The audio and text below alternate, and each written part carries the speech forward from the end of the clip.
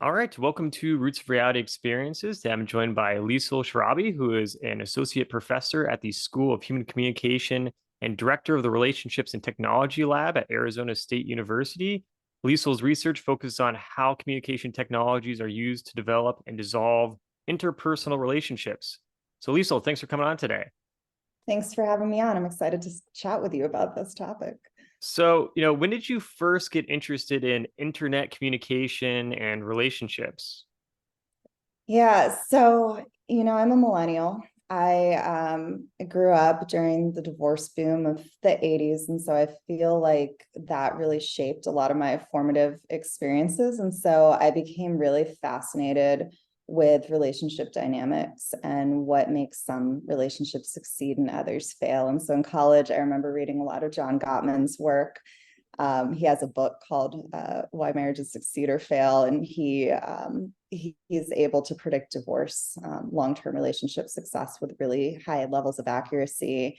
And I thought that was just fascinating that relationship outcomes like that could be so predictable, because that also suggests that there are things that we could do to intervene to help guide people so that they have better outcomes than what a lot are currently experiencing.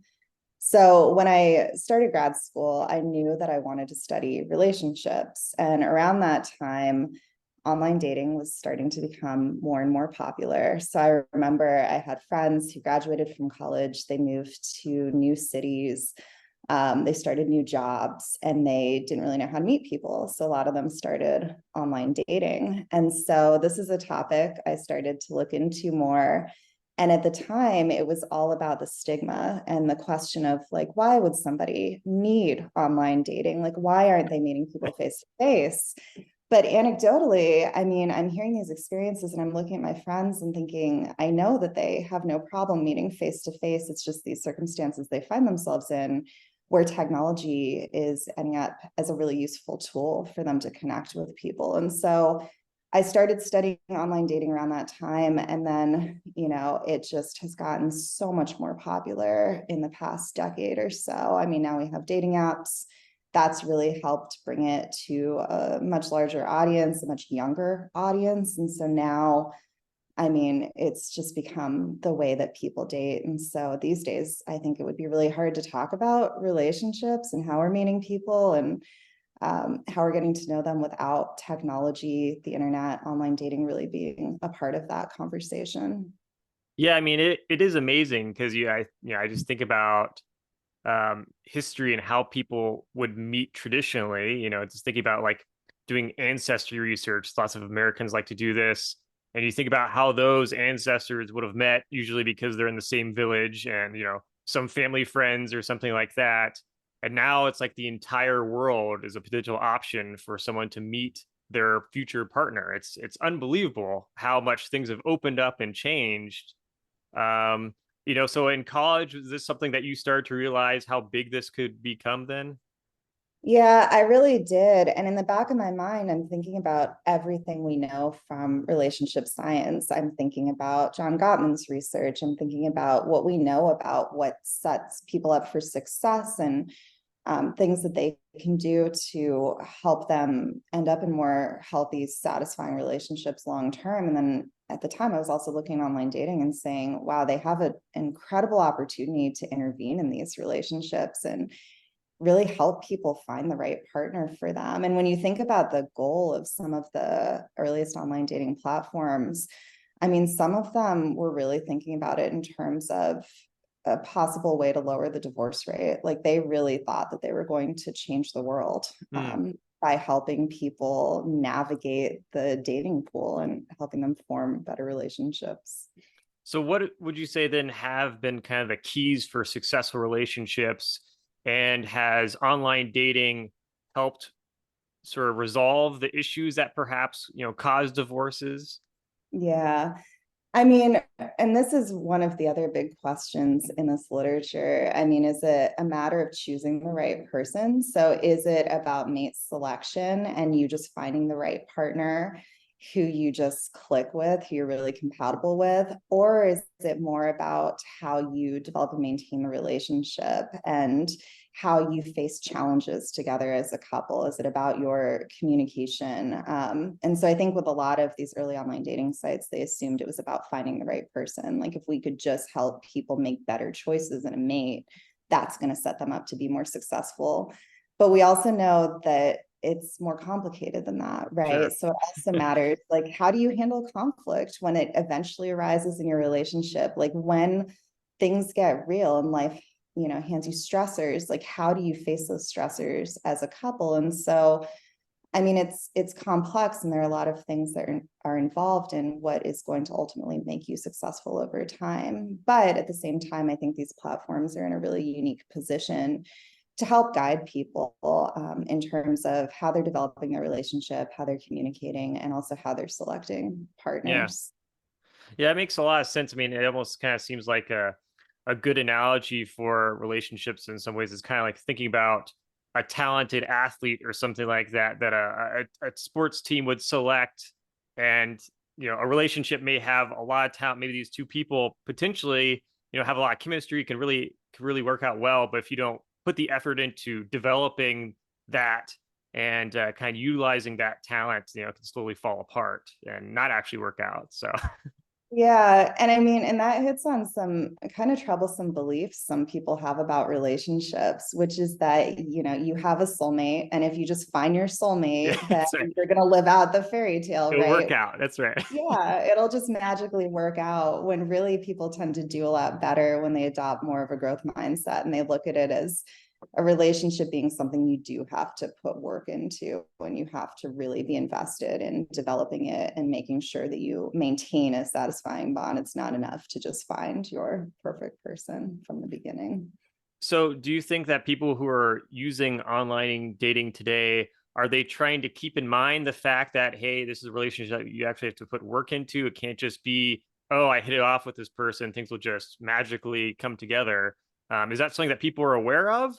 Because I guess in the past, I don't, I'm not sure how much people were thinking about the different wide range of options they have in terms of potential partners. Maybe they were thinking about the logistics of it and hey, would this be possible to make this relationship work or not? Yeah, I mean, I think in the past you weren't always meeting enough people to where you could have that Other, belief yeah, system that, yeah. yeah, that I'm just going to keep going until I find the ideal partner. Like I think you were only meeting so many people, and so you kind of had to invest a little bit in the relationship and into figuring out if there are ways that you can make it work with the person you were dating. But now with all of these options, I think it does kind of create this mindset in a lot of people where they think, okay, it's just about swiping until I find the ideal partner, the person who in my mind would be perfect for me. And they must be out there because I see I have so many options. And so that kind of keeps people swiping. And instead of really taking the time, I think, to get to know somebody, they're just constantly searching. And I think that ends up being a big problem for a lot of people. Yeah, I guess that kind of goes with the sort of the idea if you have too many options that you can kind of get stuck in sort of this analysis paralysis loop where you constantly think, oh, this person's good, but there's probably someone better. I should Oh, just keep yeah. swiping and yeah, the swipe game I think could definitely lead to a lot of just kind of superficial thinking about dating in the first place, where you're not really taking a lot of time to get to know a potential partner, but just kind of almost playing a game where you're waiting for like some magical thing just to pop up in front of your face.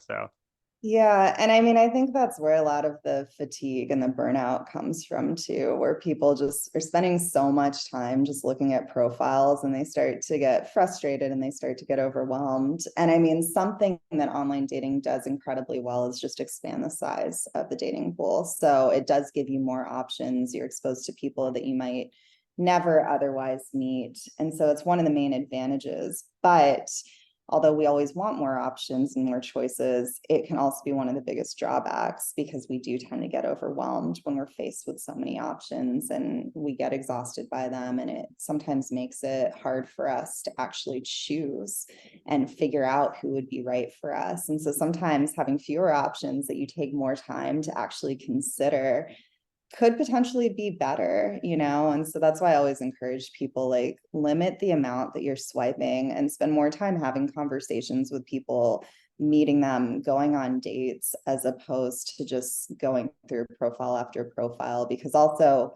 I think that oftentimes we judge people based on really superficial qualities. We Yeah. look at the limited amount of information that we're getting in their profile, and we're automatically ruling people out. And sometimes those things wouldn't really matter to us as much if we were to meet them and find that we really click. And so Yeah.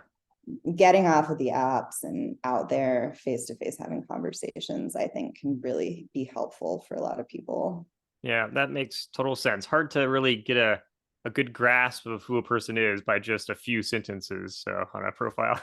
Yeah, I mean, and a lot of it, we look at the information that we're given. We look at the Yeah. information that people are encouraged to put in a profile. And sometimes it's things like, how tall is the person? What do they do for a living? Yeah.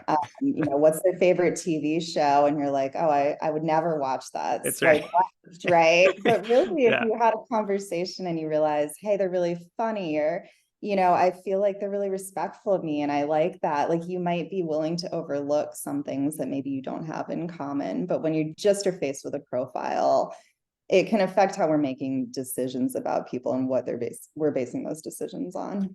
Yeah, that's pretty if you're just basing off of their favorite TV show, that's yeah, pretty low on the totem pole of problems potentially to pop up in a relationship. So Yeah, I don't think most relationships fail for that reason. yeah. That's interesting. So I mean, how many people are using online dating compared to just people doing the traditional offline dating? Yeah, so if you look at the numbers, there's a recent report that came out by the Pew Research Center, and they found that about a third of adults in the US have used online dating. So that's a pretty high number. And then if you look at young people, so millennials, Gen Z, who are under the age of 30, a little over half have used dating apps. So this has become the single most common way that people are meeting romantic partners in the US. And so it really, I mean, particularly for young people, I think it has become just the way that people date. And it's just one more option that they have for meeting people. And when you look throughout human history at how people have been meeting partners, like, it always has been face to face. Like, you meet Yeah. people in your community, you meet people, in your neighborhood, you meet people at the grocery store, at the gym, through your friends and your family. But now those connections are really oftentimes being facilitated by dating apps and by algorithms. I mean, I imagine with online dating, there's probably been an increase in the number of sort of international couples as well, since it's Mhm. so easy to talk to people from around the world now. And, with for a world that's kind of more and more interconnected because of the internet, Mhm. there's more people that speak English, for example. So people living in the really anywhere. I mean, so many people are learning English in school. Now people can just speak English and find each other online as well. Mhm. Have there been much statistics on how that has kind of grown over time, or? Yeah, I mean, I'm not really sure, but it's something that I've looked at with qualitative data. I recently did an interview study where I talked to people about relationships they'd formed through online dating, people who were successful. So these were their online dating success stories in the sense that they ended up in a long-term relationship. And something that came out of those interviews that I found really interesting was that a lot of them started in long distance relationships, which kind of Ah, speaks to what you're saying. yeah, You're no longer limited to, again, just the people who you would encounter just going about your day-to-day routines. So you can change your location, you can swipe in different cities, you can swipe in different countries if you're so inclined. And so it makes it possible that you're also meeting people that you quite literally never would have come into contact with otherwise because of these apps. And so I think it will be really interesting to see, what that does on a societal level, because the people who I talked to, I mean, of course, eventually they had to make this decision, like, do I move for this person? Are they yeah. going to move to be closer to me? And so that really can affect the trajectories of people's lives beyond just them choosing a certain person as a romantic partner. They're gonna have to take a new job, move to a new place, things like that. Yeah, I mean, and just like the cultural impacts, I wonder over time, Having traveled a fair amount now and meeting lots of different people from around the world, it's amazing to me how many couples I'm coming across that are from totally different places in the world. And it does seem like the sort of global community is becoming more and more connected, not just from the internet standpoint, but just from relationships, and their families are more diverse. Immigration patterns are changing partially due to online dating now. It's wild. So um, Yeah.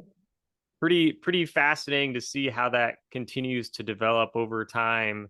Um, you know, Obviously with online dating, there's you mentioned kind of the superficial aspects that can pop up from the swipe culture, but I suppose there are also kind of other problems that pop up as well in online dating. I think with like harassment online.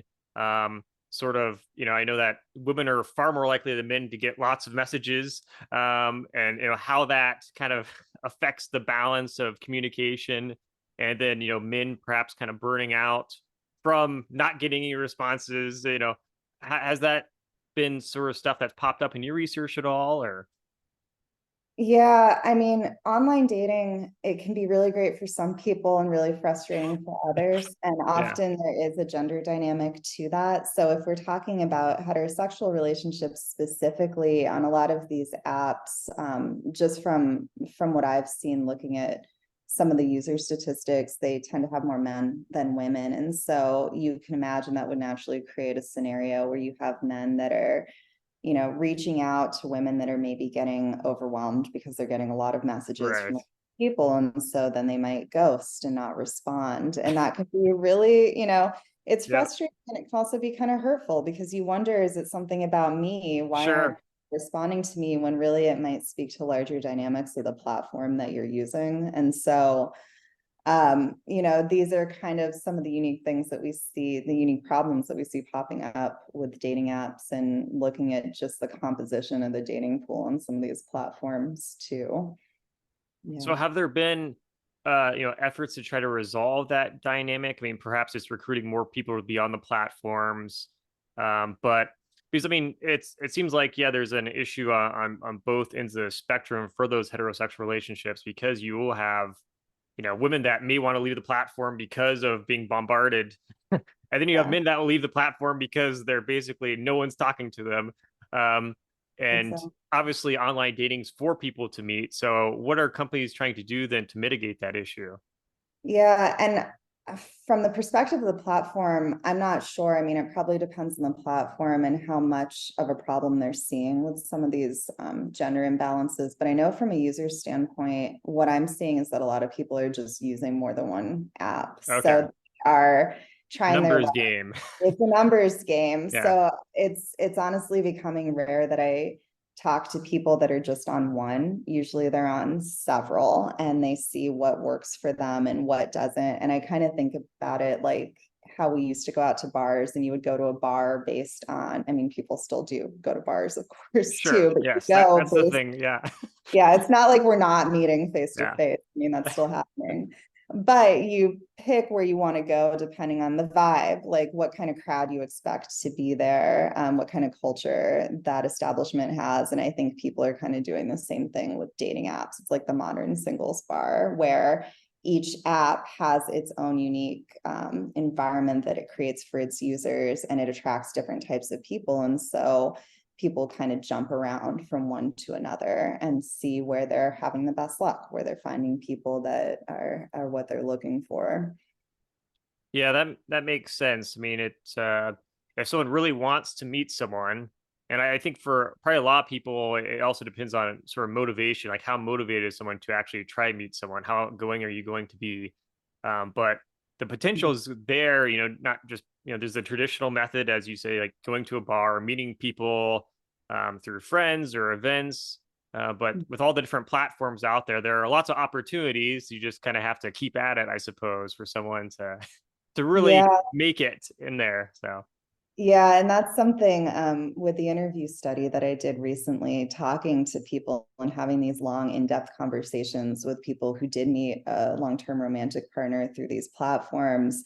It was really interesting how much time it took for some of them. Like some of them were doing this for years.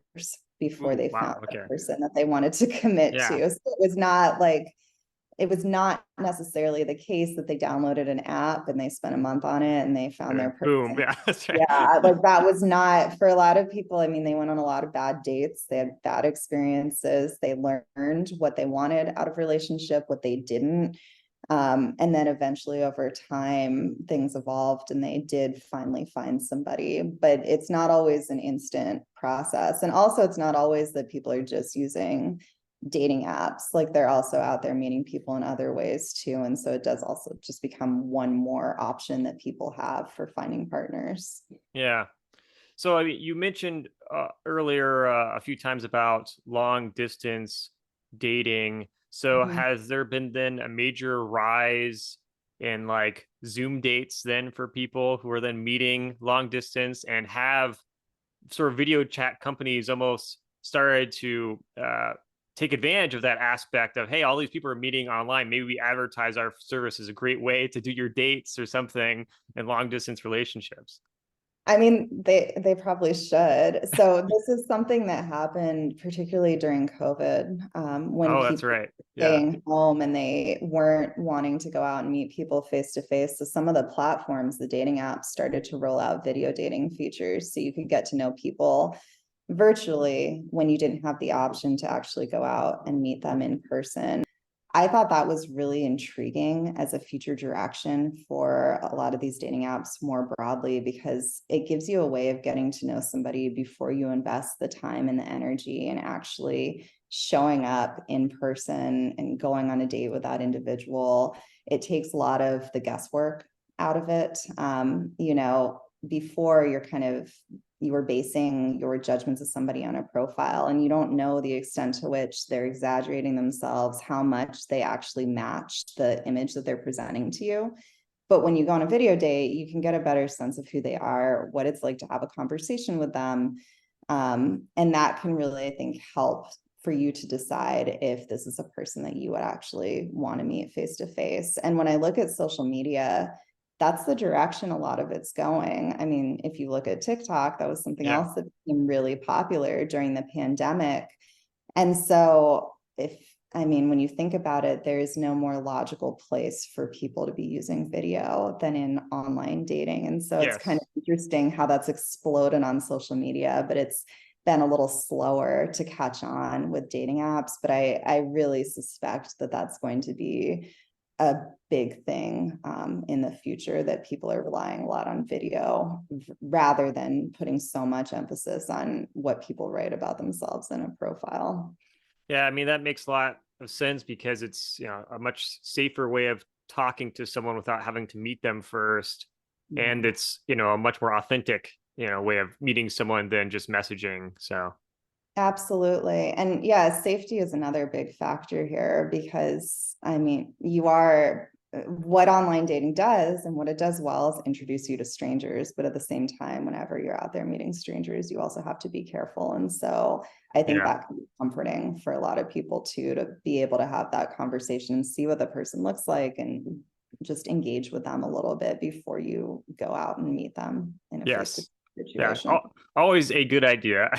Yeah. Um, Yeah. I'm curious then, you got me thinking about um and sort of like, the history of catfishing. I know like when I was in college, I remember the show that had come out, Catfish, Mhm. and a lot of people were sort of talking about that.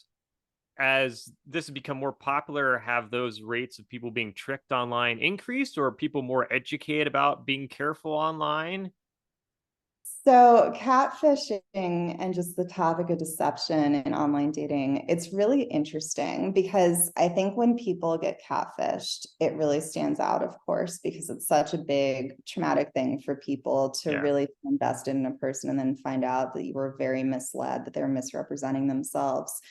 But in terms of prevalence, something that we know from the literature, there's some really great work by Catalina Toma, and she's at the University of Wisconsin. She's done a lot looking at online dating deception. And something that she's shown in her work is that deception tends to be really common in online dating, as you would probably expect. But most of it is minor. It's the little things that people lie about that they think will make them more attractive to potential partners.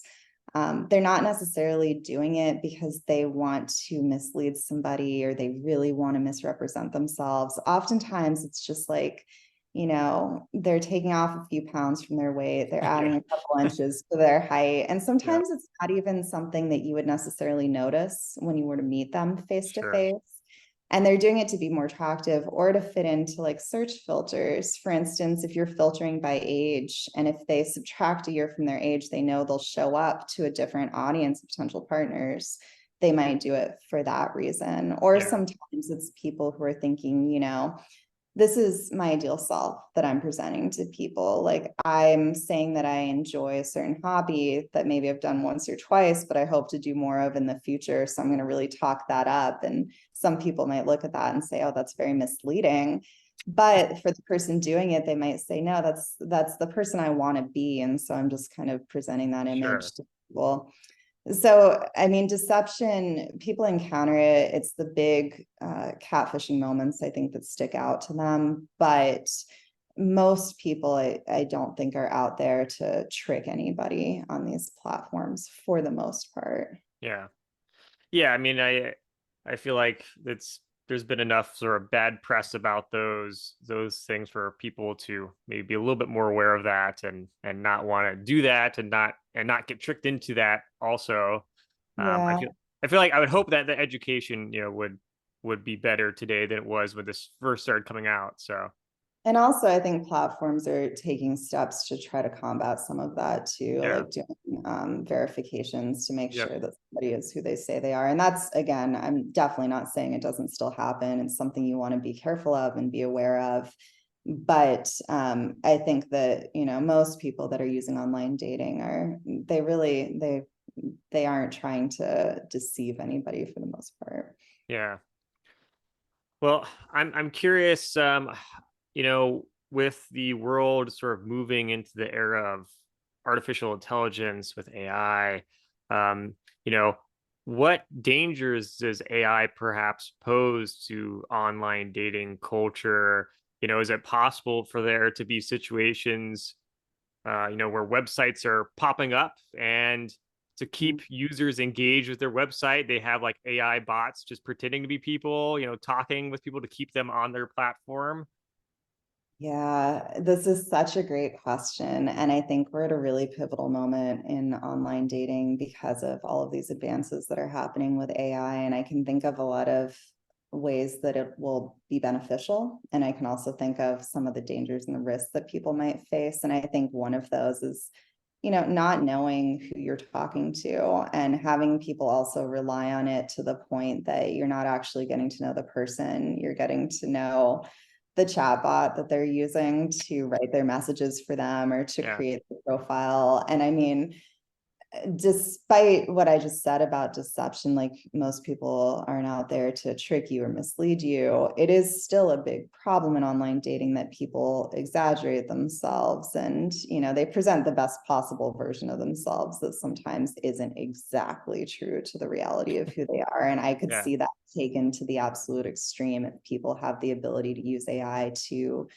touch up their messages, touch up their profile. So I think it's going to take some work to find the balance between using that to enhance and make the experience easier, like, using AI to help you with a profile to save you some time of having to write it yourself versus using it to the point that it becomes a misrepresentation where people would be really surprised if they were to meet you and have a conversation and find out that the way you interact with people isn't exactly the same because you're relying so much on AI when you were online. Yeah, because I mean, I can even see from like a company standpoint of like, hey, there's a lot of people out there that struggle with that first message or struggle just to communicate at first because maybe they're super shy. Maybe for a little bit more extra money, we can have an aspect of our platform where you can utilize our, sort of chat bot that can help you craft messages and get the conversation started. Yeah. And what that means for these people that are thinking they're talking to someone, and that it's really crazy to think about. Well, people are already doing it. Like Yeah. people are using Chat GPT to come up with their opening Yeah. lines help them with their profiles. Like it's happening, and it's the reality that we live in now. And so the question is like, what are the dating apps going to do in response to that? And how are they going to integrate AI into their platforms? Because on the one hand, I look at that and say, that's fantastic. Now you have an AI coach that can help you figure out what to say to Yeah. people, where to go on a date. I mean, you could ask it, like, can you give me some recommendations? Like that could make the experience so much better and so much easier for people. But at the same time, there are these risks. And I also think about AI and how it can help with the matchmaking process. And there's been a lot of talk about how it might end up being used, for example, to swipe for people. Mm. Right now, there's a lot of fatigue, a lot of exhaustion, which I talked about earlier. And you could use AI to combat some of that, where it's helping you work through profiles. So you don't have to do so much swiping yourself. There's also, have you heard of the dating app Snack? No, what is that? This is really, it's really interesting. They are using AI in a really unique way, where you can train an AI avatar. You can train it based on you and what you're looking for and your behaviors, and you can send it out to interact with other avatars. And then it will come back and tell you which one you might be interested in. So rather than you going on an app and having to have conversations, you can have AI go out and do that for you. So again, saving you some time, so that it's just bringing you the people who it thinks you might Wow. click with. That's a lot of And faith in those sort of algorithms and technology. exactly, a lot of faith. And also I mean, there's this question of like, how well are you able to train it? But this is the direction that we could be headed. And this is something that some platforms are already starting to experiment with. So I have a feeling that dating apps in just a couple of years are going to look quite a bit different than how they look today. And that kind of goes back to the sort of, beginning of our conversation then with, you know, how well are people developing their relationships with others? Because if you're literally having some type of technology get everything started for you and then bring you back what it thinks you'll like, if you're not willing to put even the effort to get the conversation started yourself, what effort are you going to have for a long-term relationship where you are the one that's going to be doing everything, unless the plan is just, oh, I'll just have AI manage my, relationship for my life, which I'm not sure how that's possible, but Right. And with all of this, it's like eventually you are going to have to go out there and date the person yeah. and interact with them face to face. And so I think sometimes that inevitability gets lost in these types of conversations, where it's like you can save yourself time and you can do all of these things to make yourself look really great online, and you might end up with a lot of first dates, but like you also need a second date and a third date, and eventually you're going to have to do it on your own. And so it's all about kind of finding that balance where you're using technology to assist and to help you meet people, but you're also able to eventually take over and, work on the relationship yourself. So then moving it a step further into the future, I guess, adding another tangible to it, what about the potential for sort of VR relationships, virtual reality? I mean, we already have people that are meeting, via playing video games with each other, but these people are still eventually having some type of relationship in person, I think, for the most part. But I know, with ideas coming out about like the metaverse and other things that are bound to come out in the future, at what point do people just think, in-person relationships are totally overrated? I'm just gonna go all in VR. It's low maintenance and it's just less risky and I can be whoever I want to be. Yeah. I mean, this is something I've become really interested in. And so I've been doing some research with my lab looking at virtual reality dating. And we've been bringing people into the lab and we've been sending them on VR first dates to just look at the process of how they get to know each other, look at whether this is something that they feel is worthwhile to them relative to meeting somebody in person. And something I've learned from doing this is that even for college students, a lot of them have never had a conversation with somebody in VR. So maybe they've used it, but to use it to interact with somebody, it's new to a lot of them. So I think we're still a ways away. But at the same time, I could see it being a really useful tool for people because it lets you meet a little bit more organically, which sounds kind of counterintuitive, like, but it's the more tech we throw at people, I think sometimes the closer we get to how we've always done things. Because you Okay. could picture a situation where instead of swiping through profiles and being introduced to somebody based on their profile, you might walk up to them in a bar in virtual reality and you might sit down next to them and just strike up a conversation, just like what you would do face to face. But maybe also you could tap in to see their profile too, to get a little bit of additional information like you would on a dating app. But the way you're actually being introduced is a lot more organic compared to what we're doing now. And so that could be a direction that this ends up going. I think that's one possibility. And when you do that, I think that you're also causing people to evaluate partners based on different qualities than what they're being evaluated on now. Because right now, you're judging people and deciding to initiate conversations based on what's in a profile. Whereas in that kind of situation, you're making decisions about whether you want to meet somebody based on a conversation.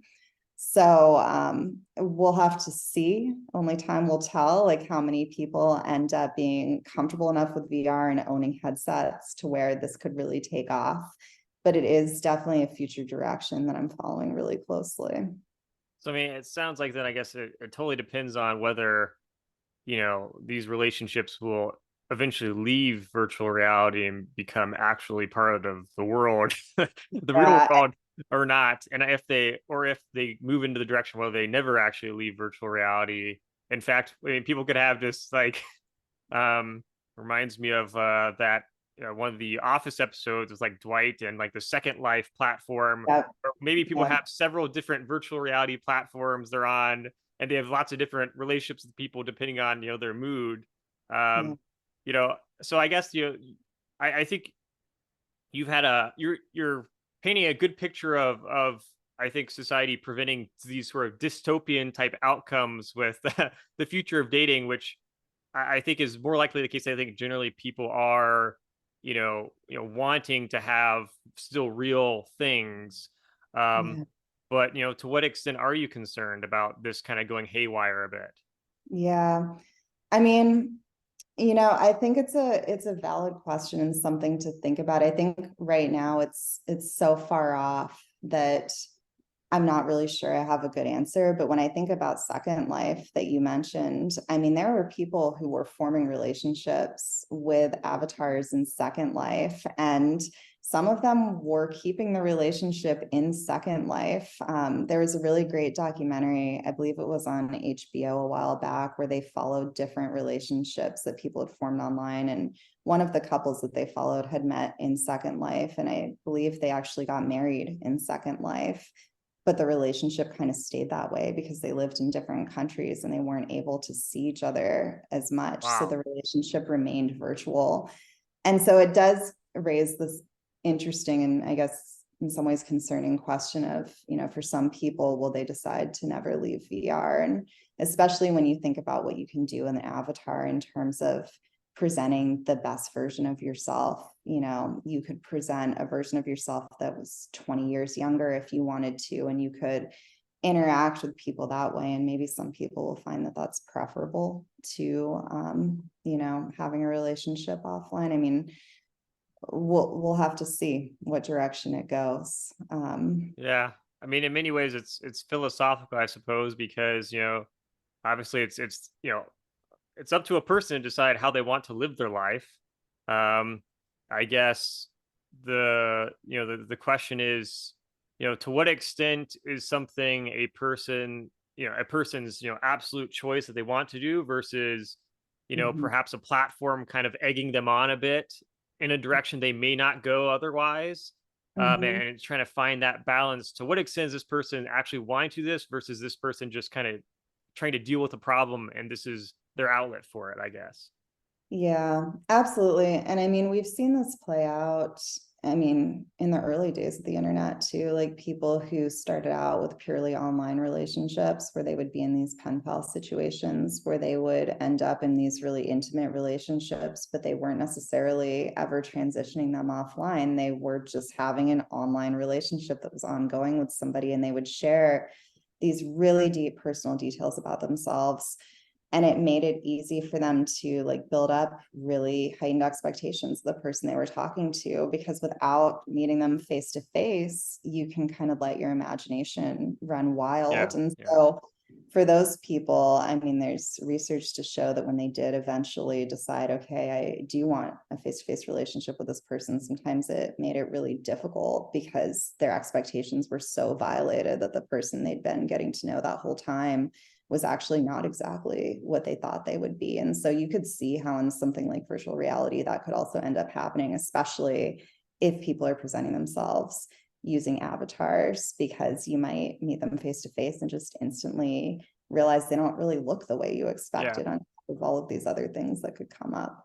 Yeah, this whole topic is just mind blowing for me to think about all the because every sort of turn we take with this, I just think of another aspect, another layer, and now I'm thinking about what if someone on virtual reality, since the kind of the rules of reality kind of disappear there, maybe they don't even want to date another person in virtual reality. Maybe they want to talk to just AI, and that becomes their partner. I think like the movie kind of Her, I think, played on that Yeah. concept a bit with the phone.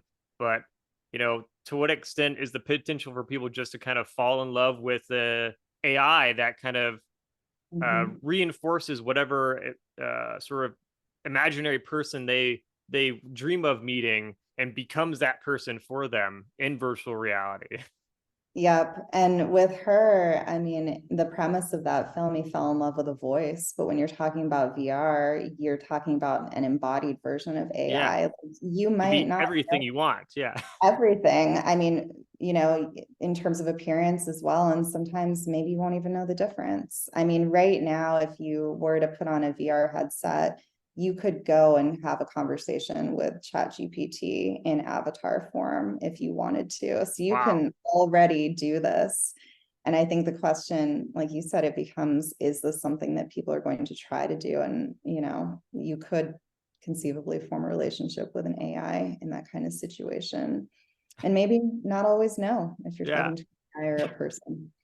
So I Yeah. mean, I I assume, I'd hope that we're kind of a few decades away from even thinking about this concept. But is it possible then that the future of online dating could be the sort of extinction of dating in general, but rather you're dating AI AI bots, and I mean, pretty crazy. Yeah. so much of a romantic relationship, there's also the physical component. And so I Yeah. still maintain my optimistic view that people are going to use it to get to know people, but that they're still going to want a physical relationship with somebody. But at the same time, I mean, we don't know what VR is going to look like in 5 years and what the capabilities are going to be. And so I think these are definitely ideas worth exploring, because we also have Yeah. to be prepared for the possible ways that people are going to use this kind of technology. Yeah, definitely how technology develops will play a key role, because I mean, right now, if you go into VR, I think I've been in a VR headset a couple of times. They've come out with several of those different platforms, but it's pretty obvious you're in VR. I mean, it's like this cartoonish type world, but at what Mhm. point does it then become the graphics become super realistic? Every time they come out with a new some new computer games or Xbox or PlayStation games, the graphics are getting better and better. You just go back a couple decades, and it's like night and day difference between those graphics. And then implementing that into the VR systems, um, you know, gosh, 100 years from now, it'd be pretty scary to think about how much things have changed. So, Yeah. And I mean, for those listening to go and Google some VR avatars and look at how much they've evolved, because they are incredibly realistic. Like some of the ones that you use, if you're using like an Oculus headset now, they're very cartoonish, mhm. and they wouldn't necessarily represent what you look like in real life or offline. but they have the potential to really make something that looks just like you. And Yeah. so it'll be really interesting to see where that goes. I mean, even on Instagram now, I guess they have like AI profiles that are fooling people left and right who are not aware this isn't a real person. And you have Yeah. people like commenting on profiles that are just completely made up people, thinking that they're real. And that's just beginning. That's just starting. So who knows what that's going to be like?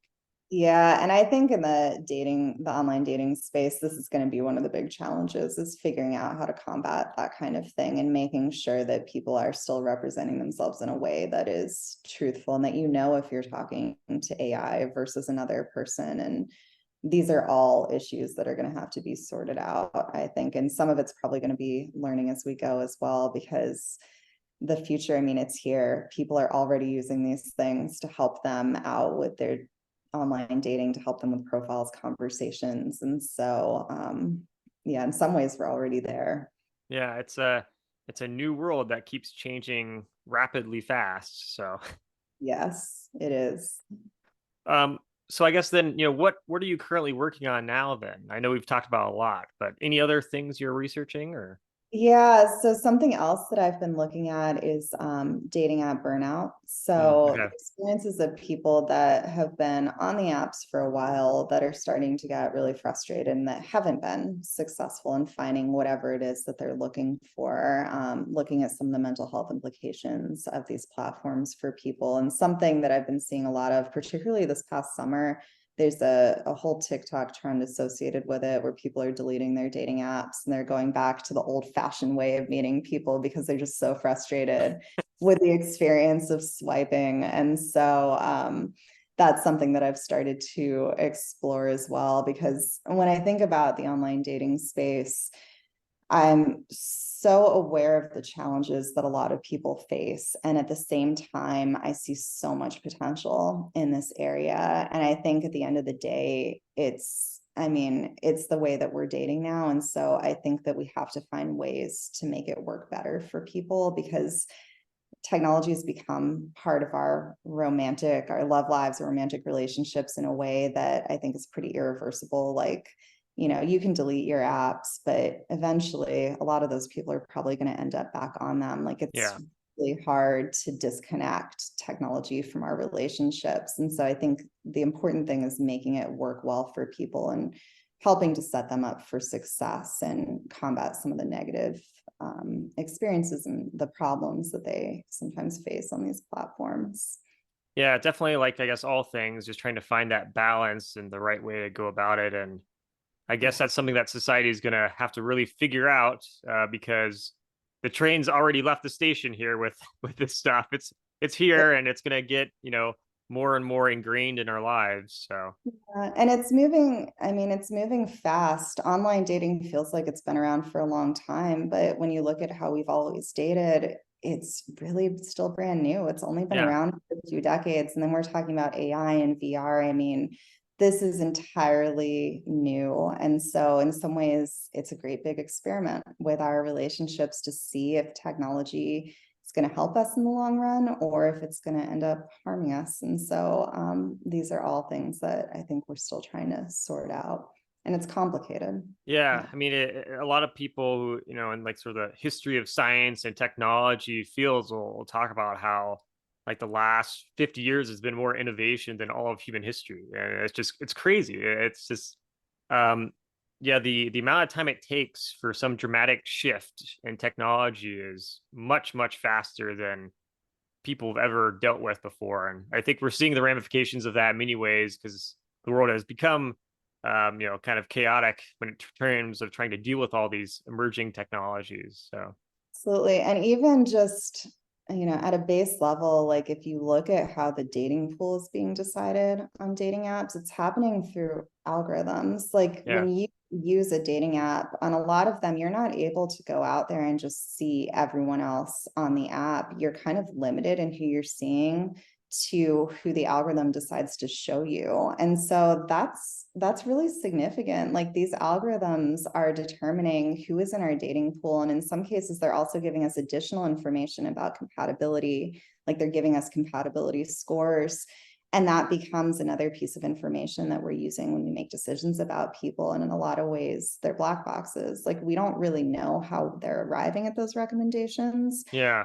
are influencing people. And so again, it's this question of what is going to be the long-term consequence of that. Like, is an algorithm, is AI better at deciding who we would, be right for than we are? Like, what is the best Right. algorithm for us, or is it what the platform has developed? And so it's another thing that I think that it's going to take a lot more research to really figure out. Yeah, people should definitely take all that information with a grain of salt. It's Yeah. not,